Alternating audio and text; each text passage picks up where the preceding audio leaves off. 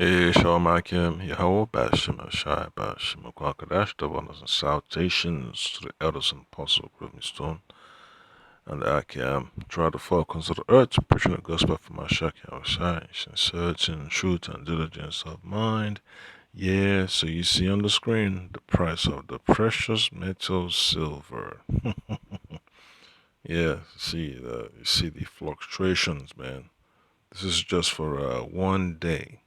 All right, so you see how Esau society is basically unstable because of the commotions of the people. People are pouring in, their so-called Federal Reserve notes to exchange it for silver because they have no confidence in Esau's rulership. They have no confidence in his reasonings.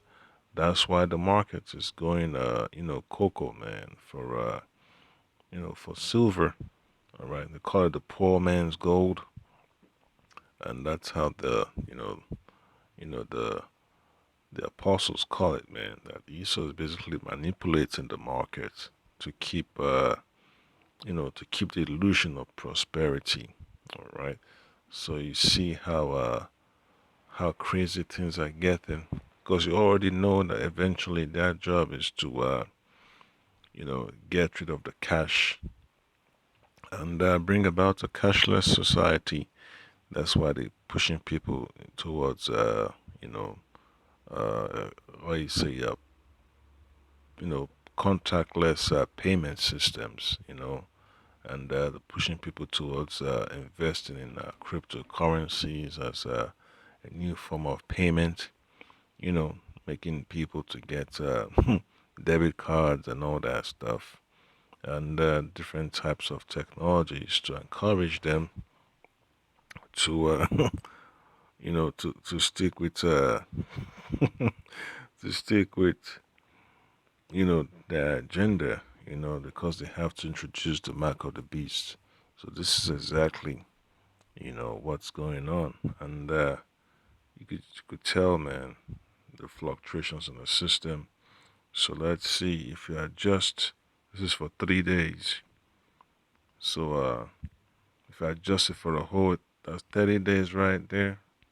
You see the ups and downs. So this instability. There's the mindset of Esau's empire, instability. Scripture talks about, a double-minded man. Esau's triple-minded. His system is not based on righteousness.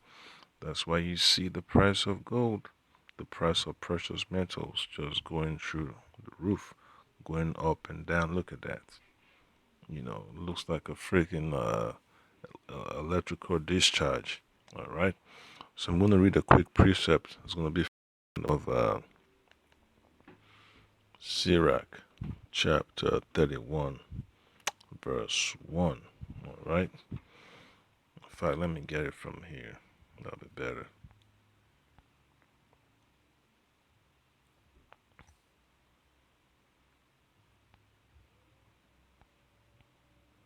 Yeah, the system's acting funny, but that's all right. I use my other device. So this from the book of Sirach, chapter 31, verse 1.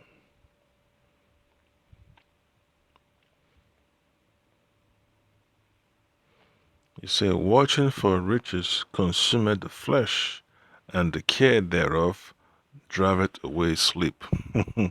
So you see all that instability. That shows you there is no faith in this system, man. It's all messed up. That's why people can't afford, to take their eyes off their goodies, because this society drives people crazy to hold on to irrelevant materials, irrelevant ideals, irrelevant ideologies. All right. So when you even read verse 6, Sirach chapter 31, verse 6, you know what? Let me look, read 5 and 6. It says, he that loveth gold shall not be justified, and he that followeth corruption shall have enough thereof. And that's what you see in Esau's society. That's why there's so much, what you say, it, animosity between the rich and the poor of this society, man. In fact, around the whole world. You hear about people complaining about the stock market being rigged, the so-called, electoral process being rigged, the favoritism towards the rich and all that. So that's what you're gonna have, man. It says, "He that followeth corruption shall have enough." So, hey, they're gonna they're gonna get what they deserve. It's not gonna let them rest, because when they tell a lie, they have to tell another lie to cover it up. And they have to use their peons to cover up for them. All right. So verse 6 says, "Gold had been the ruin of many, and their destruction was present." So you could see that they basically destroying themselves on the spot, man. So and the destruction was waiting for them down the line. You could tell what their fate is when they hold on to the cares of this world. All right, so that's the price of silver. Let's switch to gold. You can see that right there. So it shows you, you know, what to do. You know, this is information from 1973 till today.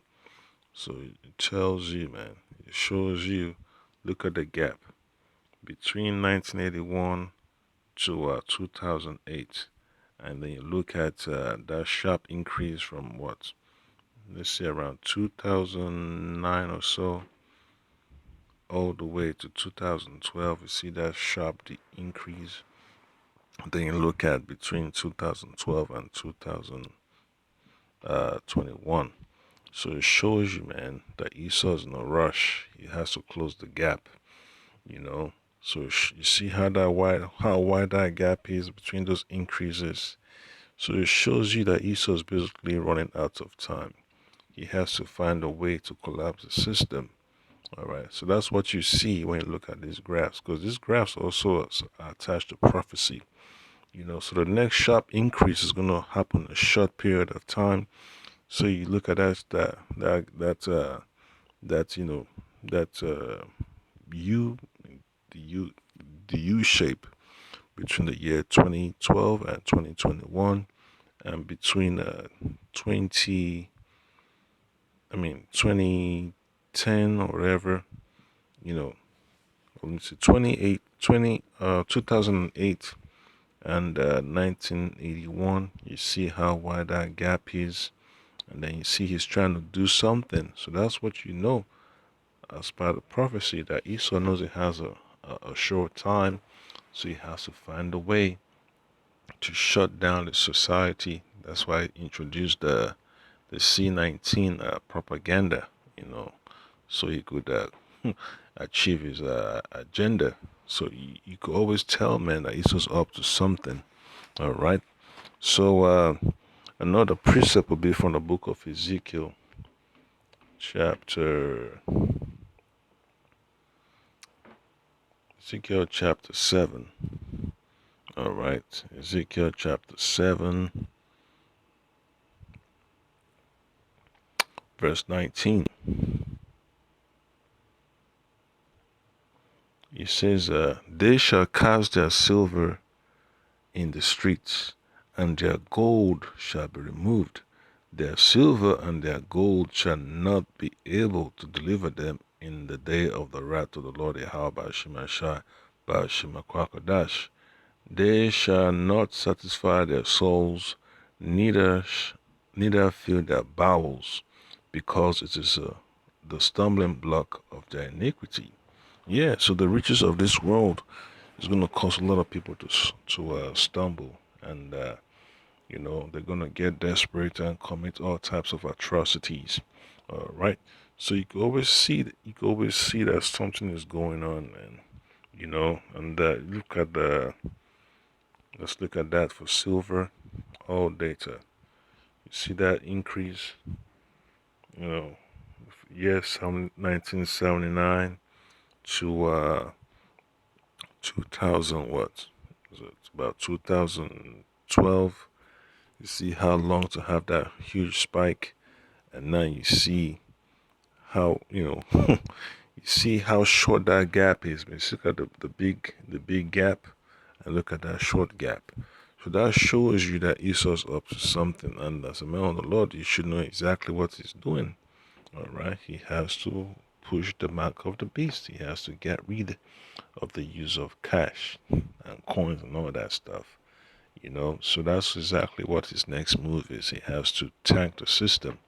That's why the Federal Reserve and the Treasury are pushing hard, to pump and pump and pump the system with liquidity, with quantitative easing and all that stuff, with so-called stimulus. And that's why, they don't want the stock market to go down now. All right. So it's evident, because when you look at prophecy and you look at the stock markets, you can't deny what's going on. In the book of Proverbs, chapter 11, verse 4, it tells you, riches profit not in the day of wrath, but righteousness delivereth from death. And that's why the man of the Lord, about holding on to the words of the Lord, the righteousness that the Lord has set before us is exactly what we need to chase after, is what we need to hold on to. All right, righteousness is not going to let you have this type of mindset, man, ups and downs and craziness, man. It keeps you stable. All right, you know exactly what you're getting into. You know the cost, and you know the rewards. You know the results. All right. So one more precept, and that's it. I don't want to make this lesson long. It's just a little impromptu. So the book of Job, chapter 27.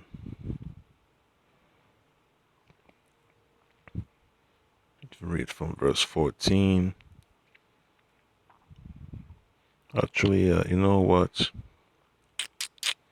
Uh, yep. So this is exactly why Esau society is messed up. He can't keep his eye on what he has. It's always about every other person's resources. That's why there's so much war. So it says in verse 14, Job 24, verse 17, Job chapter 27, verse 14. If his children be multiplied, it is for the sword, and his offspring shall not be satisfied with bread.